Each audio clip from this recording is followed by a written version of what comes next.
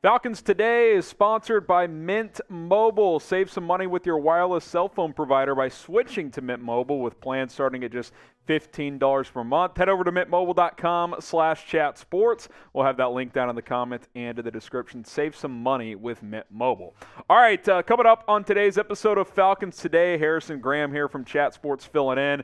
Later on, roster moves have been made. The Falcons have trimmed their roster down to 80 players. We will cover that news, but do want to react to last night's preseason game, the second preseason affair for the Falcons. First half looked better, which is a good thing. That's when more important players play. And then just a disaster in the second half. Even Arthur Smith, after the game, opened his post-game presser, said, sorry you guys had to watch that second half. But I think some positive takeaways here, especially between the quarterbacks, Marcus Mariota and Desmond Ridder. I thought Ridder made some impressive throws. Mariota made a nice throw to Kyle Pitts up the left sideline. So some good things from the quarterbacks as they continue to duke things out here. Let's talk about the rookie first. Ridder going 10 of 13, $143, QB rating of 112. I think he's looked comfortable, man, through a couple of games. I liked him coming out. I think the value was really good on when they got the rookie out of Cincinnati in this draft. To be quite honest, and I know you guys haven't seen me on Falcons Today in a while, I would start Desmond Ridder. Not necessarily because he's better than Marcus Mariota right now, but because this is a team that might struggle this year in the win-loss category. See what the rookie has. If he looks like a guy who can be a franchise quarterback, great. If not, you probably lost a bunch of games and you can draft either Bryce Young or C.J. Stroud. Now, that being said, Mariota deserves some love. He played pretty well, 6 of 10, 132 and a touchdown, threw a nice little slot fade ball to Kyle Pitts for about 50 yards and put some nice touch on that. We know Mariota has experience. He's mobile. He's a good leader. I'm okay if he plays. I just personally think where the Falcons are right now, it would be more beneficial to play Ridder, but I do expect Mariota to be that week one starter. Now, I mentioned Kyle Pitts.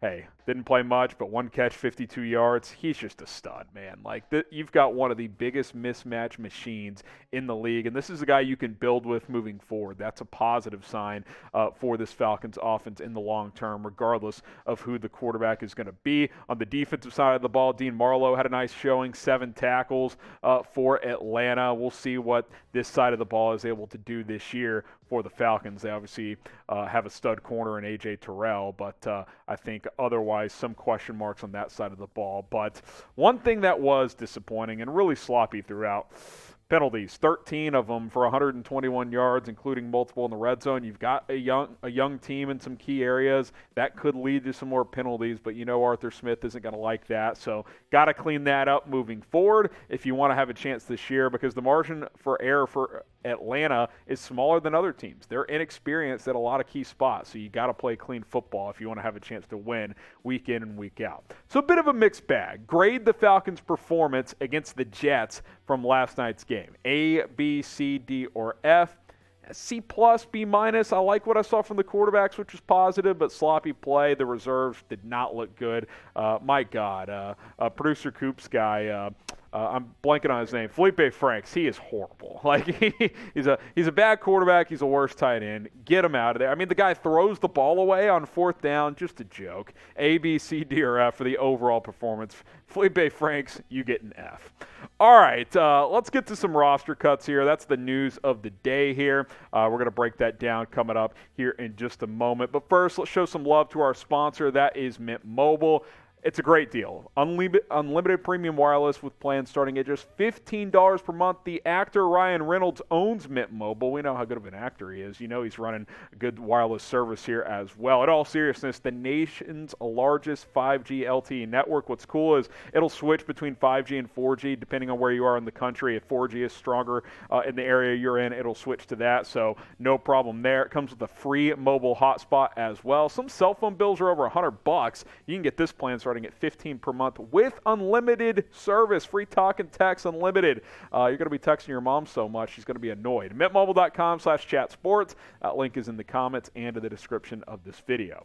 All right, let's get to the roster moves of the day here. Auden Tate, the first of 2 notable wide receivers that got cut by Atlanta. He's kind of bounced around here. I liked him coming out of college, big body player. I'm surprised to see him get cut so soon by Atlanta, 6'5", 228, but clearly didn't show enough to this coaching staff after signing this offseason. Just didn't do much, man. That's the bottom line for Auden Tate. I think more surprising to me is Geronimo Allison, who's had some success in this league with the Green Bay Packers for a couple of years. He did some decent things. So Allison gets cut. I'll be curious to see if Tate and or Allison land elsewhere in the NFL. I think some teams will certainly have some interest there. One thing I do think that stands out to me with Tate and Allison getting cut bodes well for Damiere Byrd, who is a Ryan Pace legend here. Pace bringing him over from Chicago this offseason. Bird's in a good spot. Speedster, he's shown some good things in the preseason. Had a couple of big games for Chicago last year. I've always said, as a wide receiver 4 type, Damiere Byrd's a pretty solid player. So I think he's in a good position to make this roster, which is obviously the goal when you are in training camp. Should the Falcons go out and sign another receiver? What do you guys think? Type S for sign, type P for pass. Let me know in the comments section of this video. Should the Falcons go out and sign another wideout? Make sure you guys subscribe to Falcons Today.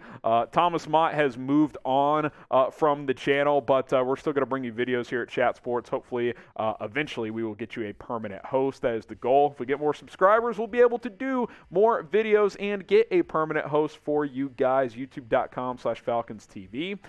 We will continue to bring you the latest and greatest Falcons news and rumors. Lafayette Pitts, the cornerback, next up here. Just didn't do much. I mean, let's be honest. Did we hear much about Lafayette Pitts during training camp or in the preseason? No. You get to this point of roster cuts, kind of the guys you haven't heard of. You haven't heard of them for a reason. That's why they're getting cut. Kuony Deng, the linebacker who was an undrafted free agent from Cal, long shot to make the roster. I thought he might get to the final roster cuts here, but he does not. Interested to see if any of these guys have a chance to return to the practice squad, but typically if you can't get to the final roster cuts, which are next Tuesday, your chances of making the P squad are pretty tough as well. One player was waived as an injury designation. That's Jalen Dalton, the defensive tackle, meaning if he clears waivers, he will return to the Falcons and be placed on IR. So we'll see what happens with him when tomorrow's waiver wire hits at 3 o'clock Central Time, 4 Eastern. But he is waived with an injury designation and for now is no longer with the Falcons. All right, so 5 players gone, which means 80-man roster, but 27 more to go. Got to get down to 53 by next Tuesday. Name another surprise cut candidate for the Falcons that maybe people think is going to make it, but you think might get cut by next week. Let us know in the comments. I'm curious to see what Falcons fans are thinking. All right, appreciate everybody for making it to the end of the show. If you did, type Bird Gang because you're a real one. The real ones get to the end of our videos here at Falcons Today. Type Bird Gang down in the comments section, and we will see you soon here on the channel.